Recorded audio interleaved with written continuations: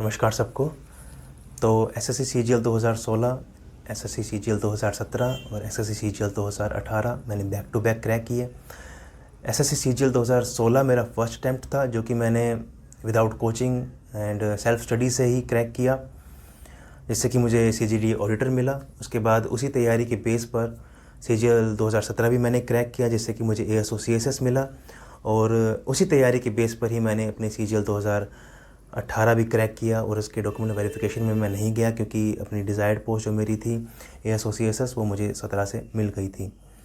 तो सीजीएल 2016 जो था, उसमें मेरे पास 5 महीने थे तैयारी करने के लिए। उस 5 महीने की तैयारी में मेरा क्या मेरा टाइम शेड्यूल रहा, क्या मेरा स्टडी रूटीन रहा, क्या क्या चीज़ें मैंने की, क्या क्या चीज़ें मैंने अवॉइड की, क्या रिसोर्सेज मैंने फॉलो किए अपनी सेल्फ स्टडी से में, उसके बारे में आज बात करेंगे। तो जिससे कि आपको अपना टाइम टेबल जो है उसका ब्लूप्रिंट बनाने में भी काफ़ी हेल्प मिलेगी। और जो बच्चे कोचिंग नहीं कर रहे हैं, खुद से सेल्फ स्टडी कर रहे हैं, उन लोगों को भी काफ़ी मोटिवेशन मिलेगी। तो ये जो 5 महीने की तैयारी थी, उसको शुरू करने से पहले मैंने कुछ चीज़ें की थी। वो थी व्हाट्सएप और इंस्टाग्राम को अनइंस्टॉल करना। क्योंकि ये जो 5-6 महीने की तैयारी है, इसमें आपको थोड़ा सा सोशली सेक्लूड होना ही पड़ेगा।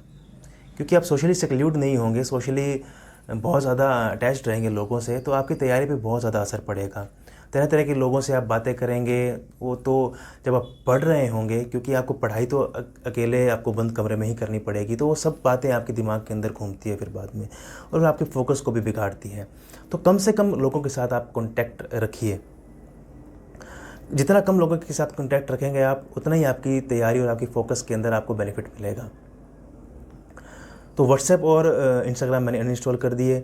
मैंने सिर्फ एक ही चीज़ रखी, और वो थी फेसबुक। और फेसबुक में भी जो मेरी ओरिजिनल आईडी थी, उसको मैंने मतलब कि हटा दिया था, लॉग आउट कर दिया था, और एक नई आईडी बनाई थी, एक फेक आईडी, जिससे कि मैंने जो फेसबुक में जो स्टडी ग्रुप्स थे एसएससी सीजीएल के डेडिकेटेड 25-30 हज़ार लोग जिसके अंदर अपना ग्रुप में ज्वाइन थे, उनको मैंने ज्वाइन कर रखा था, ताकि मुझे गाइडेंस मिलती रहे कि क्या मुझे जो लेटेस्ट अपडेट्स एसएससी के बारे में वो मुझे मिलती रहे। उनसे मुझे काफ़ी हेल्प भी मिली थी। तो सिर्फ वही मेरे पास एक था, ताकि जो भी मेरे पास हैं चीज़ें वो लिमिटेड रहे और अपनी तैयारी के हिसाब से रहे, तैयारी के अलग से मेरे पास कम से कम चीज़ें रहें। तो मेरा रूटीन क्या रहता था, मैं 7 बजे उठता था, और 7 बजे उठते ही मैं मोबाइल कुछ भी नहीं देखता था। जैसा कि मैंने आपको बता ही दिया, मोबाइल सिर्फ़ और सिर्फ फेसबुक का ग्रुप जो था, स्टडी ग्रुप, उसी को चलाने के लिए होता था। सुबह उठते ही मैं जो भी है पानी पी के फ्रेश होकर के अपना योग और मेडिटेशन करता है 1 घंटा। कई लोग सोचते हैं कि सुबह उठते ही हम वोकैब रटना शुरू कर दें और जीके पढ़ लें वगैरह वगैरह, उस टाइम ज़्यादा अच्छा होता है पढ़ाई। वो मैं नहीं करता था, क्योंकि आप सुबह उठते ही पढ़ना शुरू कर देंगे, आपका माइंड उस टाइम पे एक्टिव होता है, लेकिन फिर धीरे धीरे आप एकदम से आपने पढ़ना शुरू कर दिया, आप जल्दी, क्योंकि फिर आपको पूरा दिन पढ़ना है, आप जल्दी थक जाएंगे, उसके बाद आपको रात तक पढ़ना है उसके बाद। तो आप ये गलती मत कीजिए। अब सुबह सुबह एटलीस्ट 1 घंटा खुद को दीजिए। जो भी आप फिजिकल एक्टिविटी करना पसंद करते हैं, आप जिम करना पसंद करते हैं, आप योग करना पसंद करते हैं, मेडिटेशन करना, जो भी फिजिकल एक्टिविटी, रनिंग करना पसंद करते हैं, तो 1 घंटा आप खुद को दीजिए। और उस 1 घंटे में आप कुछ भी तैयारी के बारे में मत सोचिए, सिर्फ वो टाइम आपका अपना होना चाहिए, आपकी बॉडी पे और आपके माइंड पर जिसका पॉजिटिव इफेक्ट पड़े, वो आपका टाइम होना चाहिए। तो मैं 7 बजे उठ करके योग और मेडिटेशन करता। उसके बाद 8 बजे के करीब योग मेडिटेशन करके मैं हल्का फुल्का कुछ नाश्ता करता। परांठे नहीं खाता था, क्योंकि खाने पीने का भी आपको इन 5-6 महीने में काफ़ी ध्यान रखना है। अगर आप सुबह सुबह इतना हैवी आप खाना खा लेंगे, तो आपकी एनर्जी काफ़ी वेस्ट उसी चीज़ में हो जाएगी। उसी चीज़ को पचाने में ही आपका सारा ब्लड का सर्कुलेशन आपके पेट में चला जाएगा, और ब्लड सर्कुलेशन हमको हमारे माइंड में चाहिए हमारी तैयारी के दौरान। तो आप हल्का कुछ खाइए सुबह सुबह। मैं कुछ 10-12 बादाम खा लेता भिगोए हुए, रात को कुछ चने खा लेता, कुछ भी मुझको हल्का फुल्का मिल जाता वो मैं खा लेता। और उसके बाद अखबार आ जाता था, और मेरा इंडियन एक्सप्रेस, काफ़ी एक्साइटेड होता था मैं योग मेडिटेशन करते वक्त भी, कब मैं अपना अखबार पढ़ूंगा। तो मैं अपना अखबार पढ़ता। एक रिक्रिएशनल एक्टिविटी होती थी वो। तो सुबह के देखिए आप, सुबह का 1-2 जो घंटा है शुरुआत का, वो स्ट्रेस फ्री 1 घंटा 2 घंटे 2-3 घंटे जो होते हैं वो स्ट्रेस फ्री रहते थे मेरे।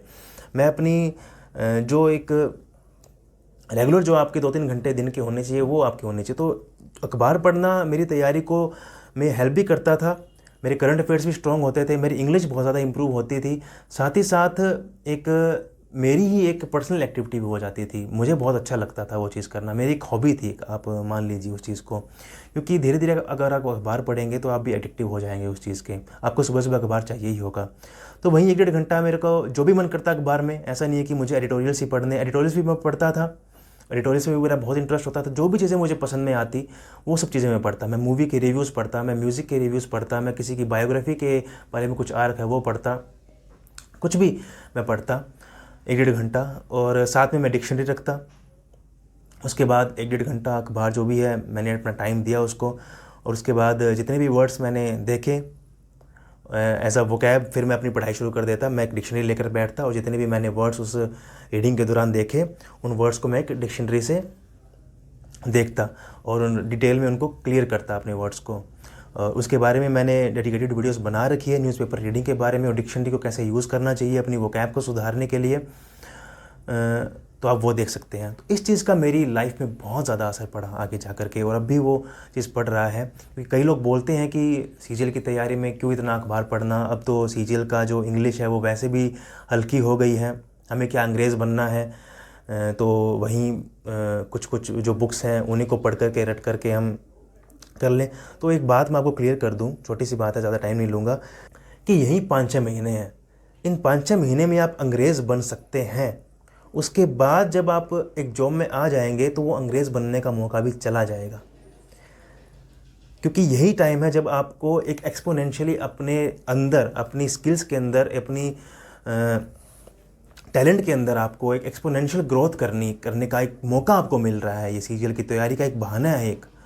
उसके अंदर अगर आपने अच्छी ग्रोथ कर ली तो वेल एंड गुड। उसके बाद जॉब में आकर अगर आप सोचेंगे कि अभी हम तैयारी कर लें, सिलेक्शन ले लें, उसके बाद हम इंग्लिश सुधार लेंगे, ये सब चीज़ें बिल्कुल भी पॉसिबल नहीं है। जॉब के बाद आपकी लाइफ एक पैटर्न में, एक मोनोटोनस पैटर्न में आ जाएगी। उसके बाद बहुत कम लोग होते हैं जो ग्रो कर पाते हैं, जो कुछ नई स्किल सीख पाते हैं। उसके बाद एक लाइफ एक पैटर्न में ही बन के रह जाती है, कुछ भी सीखने का मौका नहीं मिलता है। तो अगर अंग्रेज़ बनने का मौका आपको मिल रहा है सिर्फ 1 घंटा अखबार पढ़ करके, तो आप अंग्रेज़ बनिए। इंग्लिश को अपना एक स्किल, अपना एक एसेट बनाइए लाइफ में, यही एक मौका है। तो अखबार पढ़िए आप, ऐसा बिल्कुल भी गलती मत कीजिए। और इंग्लिश तो एक बहुत ही हल्का फुल्का सब्जेक्ट है। इंग्लिश में एसएससी सीजीएल के हिसाब से बहुत स्कोरिंग सब्जेक्ट है। हम डेली का अगर 1-2 घंटा भी इंग्लिश पर अलग से लगाएंगे अखबार को छोड़ करके भी, तो भी हमारी इंग्लिश मतलब कि सिर्फ 2 महीने में हमारी इंग्लिश तैयार हो सकती है बहुत अच्छी एसएससी सीजीएल के हिसाब से। तो इंग्लिश एक बर्डन मत लीजिए, इतनी सारी किताबें पढ़ने की बिल्कुल भी ज़रूरत नहीं होती है। क्या किताबें मैंने फॉलो करी थी उसके बारे में मैं बताऊंगा। तो न्यूज़पेपर आप ज़रूर पढ़िए, और जितना उसके सुबह ही पढ़िए, उसको अपनी एक आदत बनाइए। उसके बाद अखबार पढ़ने के बाद मान लीजिए कि 8 से 10:30 हो गए, 10 साढ़े 10, तो 10 साढ़े 10 मैं और मेरा पार्टनर हम रहते थे। मेरा पार्टनर कॉलेज जाता था तो हम खाना बनाते थे। तो आधे घंटे में, क्योंकि हम दोनों जने मिलकर खाना बनाते तो खाना बन जाता, और हम फिर मिल करके खाना खाते। और खाना खाते वक्त भी हमारा एक एंटरटेनमेंट का सोर्स रहता था। हमारे पास एक महाभारत की, जो स्टार प्लस की महाभारत थी, उसकी पूरी सीरीज़ हमारे पास लैपटॉप के अंदर पड़ी थी। तो हम साथ में 1-2 एपिसोड हम महाभारत के देखते और खाना खाते। यहाँ पर भी मैं एक बात आपको बताना चाहूँगा कि एंटरटेनमेंट का भी आपके पास एक सोर्स होना चाहिए आपकी तैयारी में, क्योंकि आप सोशली सेक्लूडेड हैं, आपको सोशल एंटरटेनमेंट तो मिल नहीं रहा है, जो गॉसिप्स आपको मिल नहीं रही है, तो आपको थोड़ा बहुत एंटरटेनमेंट भी आपके लाइफ के अंदर रखना पड़ेगा। तो उसको भी आप लिमिटेड रखिए। आप ये नहीं कि आप खाना खाते वक्त यूट्यूब चला करके रखिए।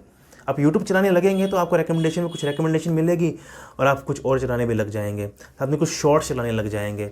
इन चीज़ों का आपके माइंड पे बहुत, जो छोटी छोटी चीज़ें होती है, जो शॉर्ट्स होती है, छोटी छोटी वीडियोज़ होती हैं, इनका आपके माइंड पे बहुत नेगेटिव इफेक्ट पड़ता है। क्योंकि आपको माइंड जो है वो एक इन्फॉर्मेशन ले रहा है एक वीडियो से, तुरंत आपने वो इन्फॉर्मेशन बदल दिया, आप शॉर्ट्स देख रहे हैं, तो आपके माइंड को तुरंत आपको एडजस्ट करना पड़ता है। आपके माइंड का एक अलग पोर्शन खुल जाता है, फिर दूसरी शॉर्ट आई, एक अलग पोर्शन से आपका माइंड उसको देखता है, तो आपके माइंड को आप थका देते हैं शॉर्ट्स देख करके।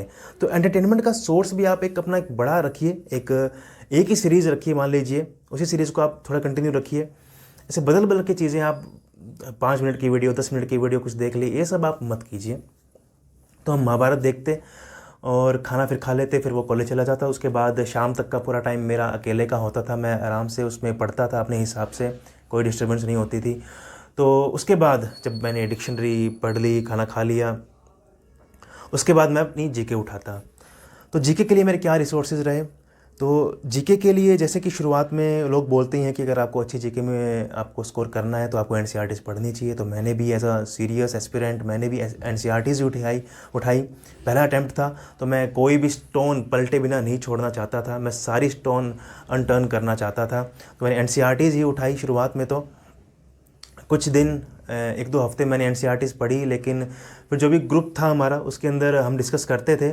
उसके बाद डिस्कशंस में यही निकल के आया कि और मुझे भी रियलाइज़ हुआ कि एनसीईआरटीज़ पढ़ने का पेशेंस अभी रहा नहीं है, टाइम ज़्यादा कम है, सिलेबस बहुत बड़ा है। तो डिस्कशन में ये निकल के आया हमें लूसेंट ही पढ़नी चाहिए। तो फिर मैंने लूसेंट ही पढ़ना स्टार्ट की। 11 से लेकर के मान लीजिए मैं 1 बजे तक 2 घंटे 2.5 घंटे मैं लूसेंट को देता। और तरीका मेरा यही होता था कि 10 पेज मुझे रोज़ के पढ़ने होते थे, उनको 2 बार पढ़ने होते थे अच्छे से। और 5 दिन मान लीजिए कि मैंने 5 दिन में 50 पेज पढ़ दिए, तो फिर 5 दिन के बाद अगले 2 दिन मेरा उन 50 पेज को रिवाइज़ करने का काम होता था। तो ऐसी लूसेंट की स्ट्रेटेजी आपकी होनी चाहिए। आपको सिर्फ पढ़ने पे फोकस रखना चाहिए। लूसेंट को मेमोराइज़ करने बैठ जाएंगे, मेमोराइज़ नहीं होगी। अब पढ़िए, आप जितनी बार आप उसको पढ़ के कंप्लीट कर सकते हो उतनी बार आप करिए, उतना ही आपको बेनिफिट मिलेगा। साथ ही में आप लोगों को ये भी सुनने में मिलता होगा कि लूसेंट जितने आप करिए, मतलब कि आपने एक टॉपिक कर लिया हिस्ट्री का, उसके बाद एक ऑब्जेक्टिव बुक लेकर के आइए एसएससी की, जो किरण की आती है, जनरल अवेयरनेस की चैप्टर वाइज, जो फिर उस टॉपिक में से आप ऑब्जेक्टिव क्वेश्चंस लगाइए। मैं भी वो बुक लेकर के आया और एक टॉपिक करता और उसके अंदर से मैं ऑब्जेक्टिव क्वेश्चंस करता। तो मेरा पर्सनल जो एक्सपीरियंस रहा उस चीज़ में वो यही है कि मुझे उस ऑब्जेक्टिव बुक को करके ज़्यादा फ़ायदा नहीं मिला, बहुत कम फ़ायदा मिला। और सीजीएल 16-17 देने के बाद भी मुझे यही लगा कि उस बुक को पढ़ के मैंने अपना शायद टाइम वेस्ट ही किया, इतना ज़्यादा मुझे वर्थ नहीं मिला उस बुक से। इससे अच्छा मुझे यही लगा कि जितनी बार मैं लूसेंट को ही 1-2 बार और पढ़ लेता तो मुझे ज़्यादा मेरा सीजीएल में जो स्कोर है वो अच्छा रहता। सीजीएल 2016 में 25 क्वेश्चन जो थे उसमें से 12-13-15 क्वेश्चन, शायद 15 क्वेश्चन से ज़्यादा ही 12-13 क्वेश्चन ठीक हो पाए थे, और वो भी लूसेंट की वजह से ही हुए थे। उन ऑब्जेक्टिव क्वेश्चन जो थे उनमें से कुछ भी रिपीट नहीं हुआ, और उस रिपीट होने के चांस से आप मत पढ़िए उनको, क्योंकि कि जीके में कुछ रिपीट होगा। लूसेंट ही एक मूल मंत्र है अगर आपको एसएससी में अच्छा स्कोर करना है जीके के पोर्शन में। जितनी बार आप लूसेंट पढ़ सकें उतनी बार आप पढ़िए। ऑब्जेक्टिव जीके करने बैठेंगे इतने सारे क्वेश्चन, आपका टाइम बहुत ज़्यादा जाएगा उस चीज़ के अंदर, और उतना ज़्यादा आपको मेरे ख्याल से वर्थ नहीं मिलेगा।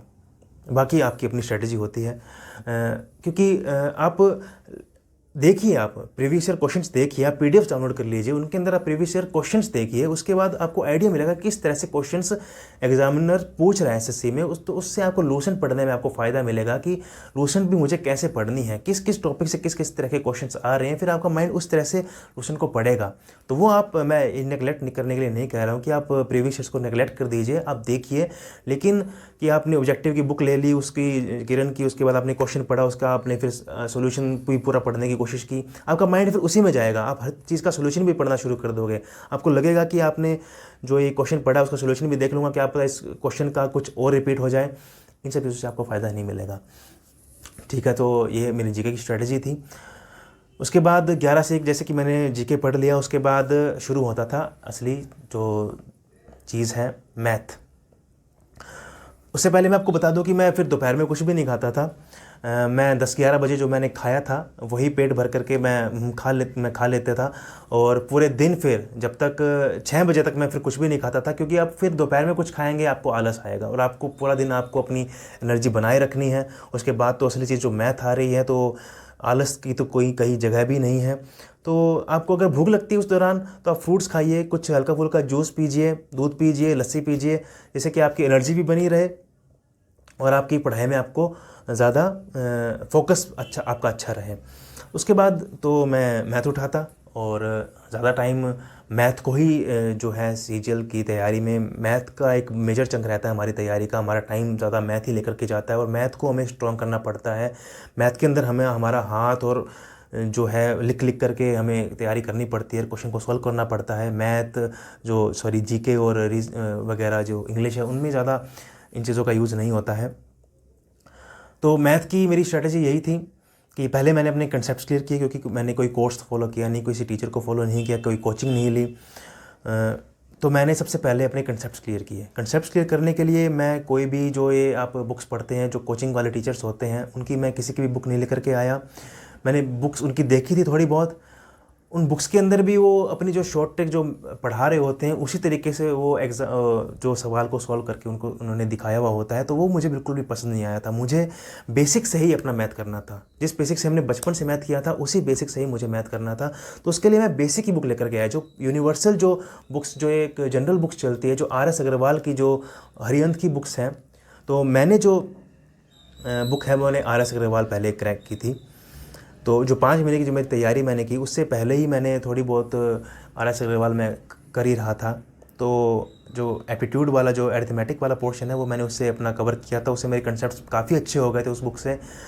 तो डायरेक्ट मैं फिर उसके बाद जब सीजल की तैयारी में आए थे 5 महीने की, तो मैं किरण की जो चैप्टर वाइज जो बुक आती है वो लेकर के आया।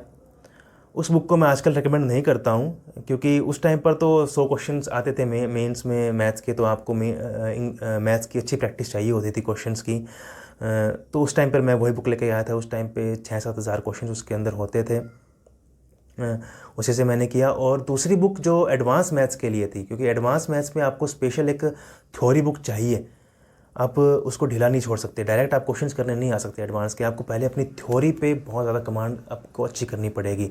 उसके लिए मुझे मार्केट में एक ही बुक सबसे अच्छी लगी, और वो थी लूसेंट की हायर मैथमेटिक्स SSC की एडवांस मैथ्स के लिए। बहुत छोटी सी बुक होती है, 100-150 रुपये की आ जाती है। It's a brilliant book theory के मामले में। एडवांस की थ्योरी, आपके कंसेप्ट उससे आपके इतने अच्छे हो जाएंगे, आपको फिर किसी कोचिंग की भी ज़रूरत नहीं पड़ेगी।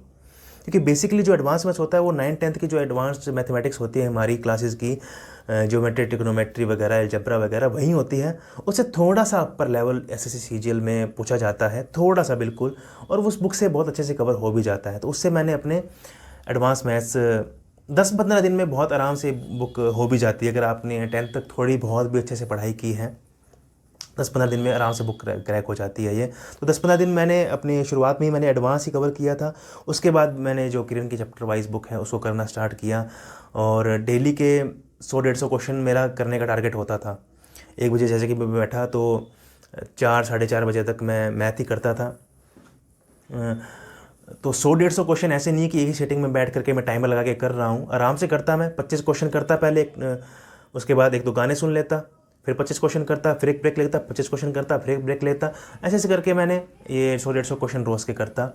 और जो गाने भी सुनता वो भी मोटिवेशनल गाने होते थे, जो कि क्योंकि हम सोशली तो बिल्कुल सेक्लूडेड है अपनी तैयारी के दौरान, तो थोड़ा बहुत मोटिवेशन भी रखना पड़ेगा हमको, सेल्फ मोटिवेटेड भी रखना पड़ेगा। तो मेरे लिए होता था उस तैयारी में, मेरा मोटिवेशन होता था मेरा म्यूज़िक।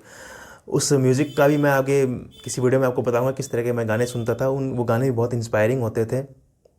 उन गानों से भी मुझे काफ़ी हिम्मत मिलती थी अपनी तैयारी में, काफ़ी मोटिवेशन मिलता था।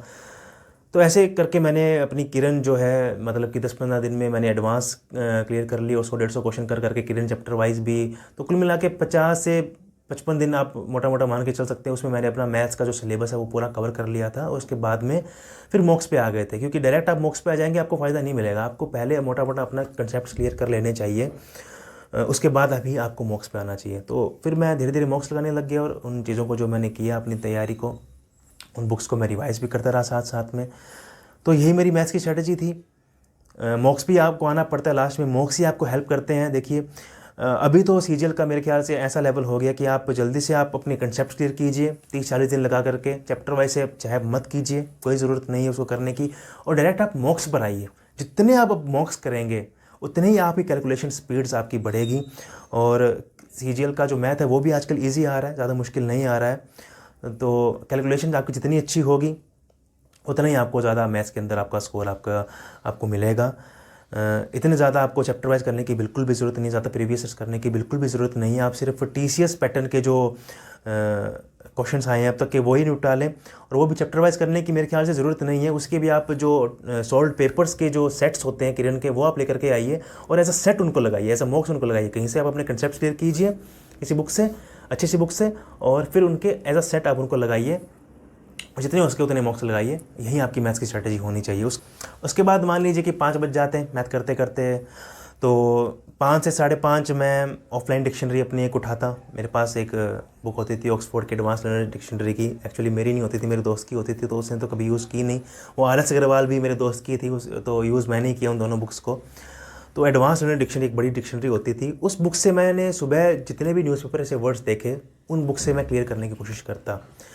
क्योंकि स्टार्टिंग में बहुत सारे वर्ड्स आते थे न्यूज़पेपर से जो मुझे नहीं पता होते थे, तो मैंने एक चार्ट ले रखा था, बहुत बड़ा इरेजेबल चार्ट। वो मैंने पूरे दीवार पे एक उसको लगा दिया था, एक मार्कर लिया था, जितने भी वर्ड्स आते मैं उनको लिख देता और कुर्सी लेकर के ऐसे बैठ जाता एक डिक्शनरी लेकर के, और उन वर्ड्स को देखता और डिक्शनरी में से उस वर्ड को क्लियर करता। आधा पौना घंटा उस चीज़ पे लगाता, जितने भी वर्ड्स मैं क्लियर कर पाता था करता, उनको अच्छे से डिटेल में उनको देखता उन वर्ड्स को। उससे मुझे बहुत बेनिफिट मिला। और मैं आपको बता दूं कि 5-6 महीने में इस तरीके से मुझे पूरी डिक्शनरी याद हो गई थी। क्योंकि न्यूज़पेपर पढ़ते वक्त सारे वर्ड्स रिपीट होते हैं, जो भी 2-3-4 हज़ार वर्ड्स, 4 हज़ार तो बहुत ज़्यादा हो गए हैं, जो कि रेगुलरली यूज़ होते हैं, वो सब वर्ड्स आपके 5-6 महीने की न्यूज़पेपर रीडिंग से सब कवर हो जाते हैं। तो आपको ये ब्लैक बुक, वाइट बुक, ये सब है, ये सब आपको पढ़ने की बिल्कुल भी ज़रूरत आपको नहीं पड़ेगी अगर आप न्यूज़पेपर और डिक्शनरी का जो मेथड है वो फॉलो करेंगे। तो देखिए, एक तरफ तो ब्लैक बुक और इतनी सारी मेहनत, इतना सारा दिमाग ख़राब, और दूसरी तरफ न्यूज़पेपर जैसी एक फन एक्टिविटी जिससे कि आपको डिक्शनरी ही याद हो जाएगी। तो कहाँ ब्लैक बुक और कहाँ डिक्शनरी, तो चॉइस आपकी है। इट्स योर पर्सनल कॉल, आपको क्या करना है।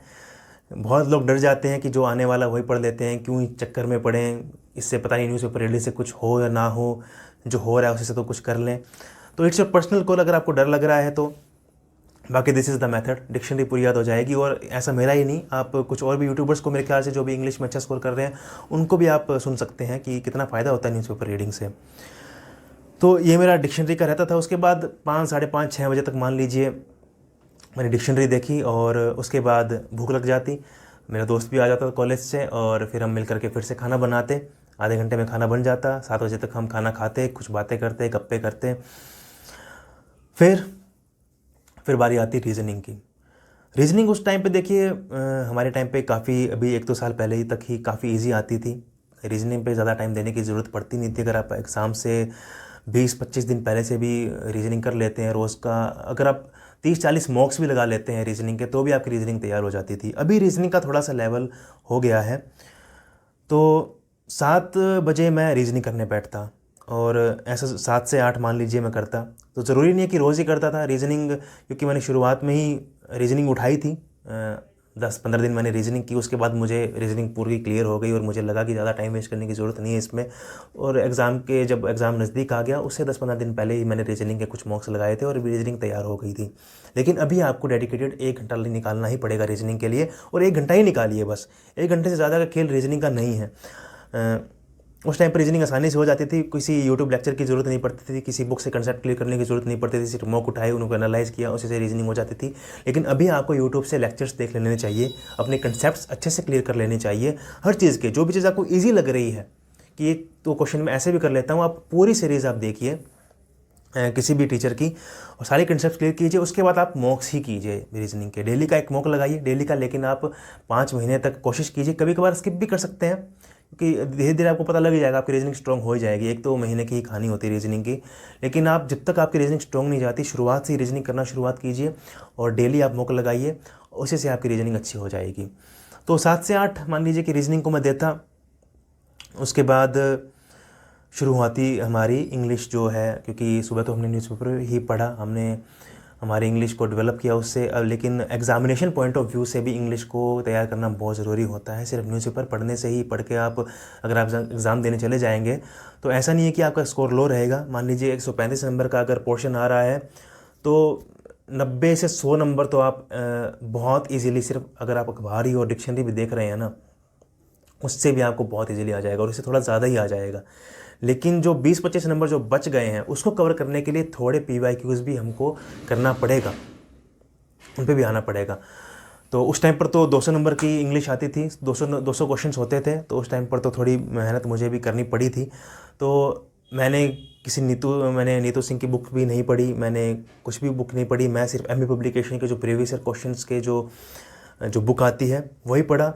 That is also very brilliant book, और SSC के हिसाब से मेरे ख्याल से उससे अच्छी बुक कोई है ही नहीं। अगर आपको इंग्लिश प्रिपेयर करनी है तो आपको कोई ब्लैक बुक, नीतू सिंह की मैडम की बुक जो है वो काफ़ी अच्छी है, लेकिन उसको भी पढ़ने की आपको ज़रूरत नहीं है। अगर आपको SSC CGL के एग्ज़ाम में इंग्लिश में अच्छा स्कोर करना है, तो MB is the best book अगर आपको तैयार करनी है। तो नीतू सिंह की मैम की बुक की ग्रामर का पोर्शन बहुत अच्छा है, उससे अगर आपकी ग्रामर, आपको MB पब्लिकेशन की ग्रामर आपको क्योंकि समझ में नहीं आएगी, बहुत कंसाइज़ है, अगर आपको अच्छे से ग्रामर क्लियर करनी है तो आप नीतू सिंह की जो बुक है उसको आप रेफ़र कर सकते हैं। मैंने बिल्कुल भी नहीं पढ़ा था उसको। मैंने एक्चुअल में सीजीएल क्लियर करने के बाद जब मैं बच्चों को पढ़ाता था तो ग्रामर डिटेल में उनको क्लियर करने के लिए तो थोड़ा बहुत मैं रेफ़र करता था हर रूल को। लेकिन सीजीएल के पॉइंट ऑफ व्यू से नीतू सिंह मैम की बुक है, वो आप स्किप भी कर सकते हैं। MB publication is more than enough for that. तो पीवाईक्यूज़ मैं करता था, और कैसे करता था, वही 90 डेज़ की स्ट्रेटजी जो मैंने आपको दे रखी इंग्लिश की, वही अगर टियर 1 के 4 सेट हैं 50-50 के तो 4 सेट मैं कर लेता रोज़ के। अगर टियर 2 का सेट है 200 क्वेश्चन वाला तो मैं 1 या 2 सेट कर लेता था, उनको अच्छे से एनालाइज करता। Passage cloze test, voice generation, ये सब मैं नहीं करता था, ये सब बाद में क्लियर हो जाता है, आप उस स्ट्रेटजी में देख सकते हैं। तो 8 बजे के बाद मेरा वही रहता, 1-2 घंटे उस चीज़ में चले जाते। उसके बाद देखिए, उसके बाद बीच में क्या होता, मैं मतलब कि 8 से 9 अगर मैंने इंग्लिश पढ़ ली तो 9 बजे ऑल इंडिया रेडियो की आप मेरे पास एक मैंने ऐप डाउनलोड कर रखी थी, उसके ऊपर एक 9 बजे न्यूज़ प्रोग्राम आता था, और 15 मिनट वो इंग्लिश में न्यूज़ सुनाते और 15 मिनट वो हिंदी में न्यूज़ सुनाते, सेम न्यूज़, बिल्कुल सेम, अभी भी वो आता है। उससे मुझे काफ़ी हेल्प मिली, क्योंकि शुरुआत में जब इंग्लिश बहुत वीक थी, न्यूज़पेपर रीडिंग से इतने सारे वर्ड्स हम देखते थे, तो फिर उसके बाद जब वो न्यूज़ सुनते तो सारे जो वर्ड्स हैं वो कहीं ना कहीं रिपीटेड मिलते कि हाँ यही वर्ड मैंने सुना था, यही वर्ड वो बोल रही है। धीरे धीरे वो सब वर्ड्स रिपीट होने शुरू हो गए थे। और सुनना, क्योंकि हमारी तैयारी में तो हम सिर्फ देख रहे हैं, इंग्लिश को पढ़ रहे हैं, सुनना भी बहुत इंपॉर्टेंट है अगर आपको अपनी इंग्लिश डेवलप करनी है तो उस चीज़ में ऑल इंडिया रेडियो की ऐप ने मेरी बहुत हेल्प की। क्योंकि अगर आप सिर्फ इंग्लिश चैनल आप देखने शुरू कर देंगे तो वो काफ़ी एक्सेंट उनके आवाज़ में होता है, क्योंकि और अगर आपको वर्ड पता भी है, उसको आपने वर्ड पढ़ा भी है, अपनी वोकैब अच्छी कर ली भी, तो भी आपको वो वर्ड स्किप कर जाएगा कि वो वर्ड उसने क्या बोला। लेकिन आप इंडियन लोगों का सुनेंगे इंग्लिश बोलते हुए तो आपको हर वर्ड क्लियरली पता चलेगा कि वो वर्ड उसने क्या बोला है। तो ये 15 मिनट का जो न्यूज़ प्रोग्राम है उसने मुझे काफ़ी कॉन्फिडेंस दिया इंग्लिश के मामले में। मेरी इंग्लिश काफ़ी अच्छी हुई उसको प्रोग्राम को रेगुलरली सुनने से। और उसके बाद क्योंकि एक मेजर पोर्शन हमारा दिन में कवर हो ही चुका है, तो रात में काफ़ी मैं स्ट्रेस फ्री हो जाता था, क्योंकि मेरे टारगेट्स कंप्लीट हो जाते थे और इंग्लिश में सिर्फ सेट्स ही करने होते थे, वो भी हो जाएंगे। अभी तक हमारे पास 1-2 घंटे और है, 11, साढ़े 11, 12 बजे तक हमें सोना है, 7 घंटे उसके बाद हमारे पास सोने के लिए। तो 1-2 प्रोग्राम और भी मैं सुन लेता था, 15-20 मिनट के और भी प्रोग्राम्स। उस ऐप में आप जाएंगे तो कुछ डिबेट्स भी मिलती हैं आपको, बहुत अच्छी अच्छी डिबेट्स मिलती हैं आपको, ऐसे जो आज तक और इस पे जो गंदी गंदी डिबेट्स जिसमें चिल्ला रहे होते हैं लोग, वो नहीं होती है। एक आदमी बोल रहा होता है, एक्सपर्ट, बहुत ही एक्सपर्ट लोग आते हैं वहाँ पर बोलने के लिए, एक से एक एक्सपर्ट वहाँ पे आते हैं एक टॉपिक के बारे में बोलने के लिए। उस टॉपिक की भी आपको इतनी अच्छी नॉलेज हो जाएगी, आपके करंट अफेयर्स इतने ज़्यादा स्ट्रॉन्ग हो जाएंगे और इंग्लिश आपकी इतनी अच्छी निखर के आएगी उस चीज़ से। तो मैं वो भी सुन लेता। तो 9, साढ़े 9 तक मेरा यही रहता था कि मैं इंग्लिश सुनने का काम करता। आप राज्यसभा टीवी भी देख सकते हैं इस चीज़ के लिए, अगर आप विजुअली कुछ देखना चाहते हैं। तो मैं यही करता था, मैं 9, सवा 9 टहलता था ऊपर छत पे जा कर के आराम से अच्छे से, और उस प्रोग्राम को सुनता ईयरफोन लगा करके। उसके बाद वहीं नीचे के आकर के दोबारा से अपना इंग्लिश का टारगेट जो बच गया है उसको कंप्लीट करते। उसके बाद अगर नींद नहीं आ रही है तो दिन में जो जीके पढ़ी, क्योंकि जीके की बहुत बड़ी जीके ट्रिकी रहती है, जीके के अंदर आप कितना ही मेहनत कर लें ज़्यादा आपको फल नहीं मिलता है, लेकिन जीके की टेंशन भी बहुत रहती है। तो अगर टाइम बच जाता तो वहीं सुबह जो पढ़ा मैंने जीके में वहीं मैं फिर से रिवाइज़ करता लूसेंट से। करंट अफेयर्स मेरा जो अखबार था और ऑल इंडिया रेडियो की जो ऐप थी उसी से मेरा कवर हो रहा था, तो अलग से मैंने कुछ भी पीडीएफ्स वगैरह कुछ भी नहीं पढ़े थे, और मेरे सभी क्वेश्चंस ऑलमोस्ट लग ही जाते थे एग्ज़ाम्स में इन्हीं चीज़ों से। तो ये मेरा स्टडी रूटीन था। आपको अच्छा लगा हो तो कुछ बातें मैं आपको ये भी बता दूं कि ऐसा नहीं है कि डेली आपको यही रूटीन रखना है, डिसिप्लिन आपको रखना चाहिए, आपको ऐसा ही रूटीन रखना चाहिए डेली। लेकिन ऐसा नहीं है कि आप कुछ कहीं जा भी नहीं सकते, कुछ मूवीज़ नहीं देख सकते। कभी कभार आप इस रूटीन को तोड़ भी सकते हैं, जैसे कि कभी कभार मन करता था, क्योंकि 5 महीने एक लंबा टाइम होता है, ऐसा छोटा टाइम नहीं होता है, कि कभी मूवी देखने का मन कर गया। 9 दिन से मैं पढ़ रहा हूँ, टारगेट सारी कंप्लीट कर रहा हूँ, तो एक दिन का ब्रेक ले लिया, एक मूवी देख ली। एक दिन हमने मैथ छोड़ दिया, मैथ नहीं किया, कोई बात नहीं, तो इतना सब आप लिबर्टी आप खुद के साथ रखिए, खुद को रिवॉर्ड देना भी सीखिए, खुद के साथ इतना हार्श नहीं होना है आपको, लेकिन अपना एक डिसिप्लिन बना करके रखना है इन 5-6 महीने में। और 5-6 महीने की तैयारी, अगर आप कहीं कोचिंग भी नहीं ले रहे हैं तो भी 5 महीने की तैयारी SSC CGL की, बस एक डिसिप्लिन आपको रखना होता है, कंसिस्टेंसी आपको रखनी बना करके रखनी होती है। और बिल्कुल भी मुश्किल चीज़ नहीं है, बहुत ही ईजी टू क्रैक एग्ज़ाम है, लेकिन डिमांड्स डिसिप्लिन और 5 to 6 मंथ्स। उसके बाद कई बार रात को कभी कोई दोस्त आ गया, मान लीजिए कोई कॉलेज मेट आ गया, तो ऐसा नहीं कि बिल्कुल सिक्लूडेड है, दोस्त आते हैं तो मिलते भी थे उनसे, बस व्हाट्सएप पे ऐसे कि रेगुलरली उनसे बातें कर रहे हैं, लेकिन मिल रहे हैं तो अच्छे से मिल रहे हैं। तो रात को कभी आ जाते तो इंग्लिश छोड़ दी एक दिन, ऑलरेडी रेडियो नहीं सुना, पार्टी कर ली एक दिन। तो इतनी आप लिबर्टी रखिए अपने साथ, और यही मेरा स्ट्रेटजी थी। इसी स्ट्रेटजी से मैंने CGL 17 भी, क्योंकि CGL 17 ऐसा नहीं था कि CGL 17 के लिए मैंने दूसरी स्ट्रेटजी से पढ़ा, मैंने बिल्कुल भी नहीं, यही जो मेरी 5-6 महीने की पढ़ाई थी उसी से मैंने 17 निकाला। क्योंकि CGL 16 का जो मेंस था उसके मेंस होते ही मैंने एक जॉब पकड़ ली थी, क्योंकि रिज़ल्ट आने में टाइम लगता है, उसके बाद ज्वाइनिंग आने में 1 साल भी लग जाता है कई बार। मेरी ज्वाइनिंग जो CGD ऑडिटर की थी उसमें 14 महीने लग गए थे। तो मेंस होते ही मैंने एक जॉब पकड़ ली थी टीचिंग की, और उसी जॉब के साथ साथ ही मैंने 17 भी दिया और 18 भी दिया। 18 देते टाइम मेरी ऑडिटर में ज्वाइनिंग हो गई थी, तो जॉब के साथ ही मैंने 18 भी दिया। तो ऐसा नहीं कि मैंने अलग से किताबें पढ़ी 17 और 18 के लिए, वही चीज़ें मैंने दोबारा रिवाइज़ की। जो भी मेरी बुक्स थी, जो मेरी रिसोर्सेज मेरी पहली तैयारी में थे 5-6 महीने की 16 वाली में, वही चीज़ें मैंने रिवाइज़ की, और उन्हीं रिवीजन के बेसिस पे मैंने 17 और 18 के एग्ज़ाम दिए थे, और बहुत ईजीली क्रैक भी हो गए थे। लेकिन पढ़ना आपको फिर भी पड़ता ही है। So that was my strategy and that was my study plan, my study routine. इससे आपको जो भी अच्छा मिले आप निकालिए, जो भी अच्छा ना लगे, जो भी आपको गलत लगे, अपने अकॉर्डिंग आप उसको फ्लेक्सिबल रखिए। अपना स्टडी प्लान जो है आखिर में अपने अकॉर्डिंग ही बनाइए आप। ऐसा नहीं है कि मैं ऐसे पढ़ता हूँ तो आप भी ऐसे पढ़ेंगे, ऐसा बिल्कुल भी नहीं। क्योंकि मैं जो था, मैं सुबह पढ़ना पसंद करता था, रात को सोना पसंद करता था। कई लोग रात को पढ़ना पसंद करते हैं। तो जैसा भी आपका बॉडी टाइप है वैसे आप पढ़िए। आपको रात में पढ़ना पसंद है, आप रात में पढ़िए, कोई दिक्कत नहीं है उस चीज़ में। लेकिन ऐसा नहीं है कि रात में ही पढ़ेंगे, क्योंकि कई बार होता है कि रात में पढ़ने से आपकी बॉडी ज़्यादा आपको सपोर्ट नहीं करती है। तो आप पहले अपना टाइप पता लगाइए, आपका टाइप क्या आपको रात को पढ़ के अच्छा लग रहा है, आपकी बॉडी भी आपका साथ दे रही है, बॉडी कोई इशू नहीं कर रही है रेगुलरली रात को। अगर आप जाग रहे हैं, तो अगर आप रेगुलरली रात को जाग रहे हो फिर उसके बाद आपकी बॉडी इशू कर रही है, आपका डाइजेशन ख़राब हो रहा है, आपका एनर्जी लेवल गिर रहा है, तो मतलब कि रात में पढ़ना आपके लिए ठीक नहीं है। आप फिर सुबह पढ़िए। बाकी देयर इज़ नो इशू रात को पढ़ने में भी।